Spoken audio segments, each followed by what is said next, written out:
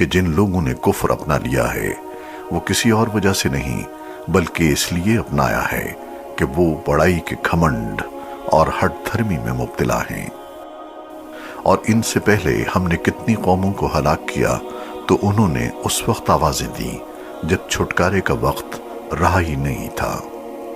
اور ان قریش کے لوگوں کو اس بات پر تعجب ہوا ہے کہ ایک خبردار کرنے والا انہی میں سے آ گیا، اور ان کافروں نے یہ کہہ دیا کہ وہ جھوٹا جادوگر ہے۔ کیا اس نے سارے معبودوں کو ایک ہی معبود میں تبدیل کر دیا ہے؟ یہ تو بڑی عجیب بات ہے۔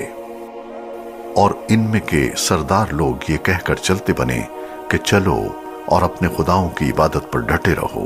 یہ بات تو ایسی ہے کہ اس کے پیچھے کچھ اور ہی ارادے ہیں۔ ہم نے تو یہ بات پچھلے دین میں کبھی نہیں سنی، اور کچھ نہیں، یہ من گھڑت بات ہے۔ کیا یہ نصیحت کی بات ہم سب کو چھوڑ کر اسی شخص پر نازل کی گئی ہے؟ اصل بات یہ ہے کہ یہ لوگ میری نصیحت کے بارے میں شک میں مبتلا ہیں، بلکہ انہوں نے ابھی میرے عذاب کا مزہ نہیں چکھا۔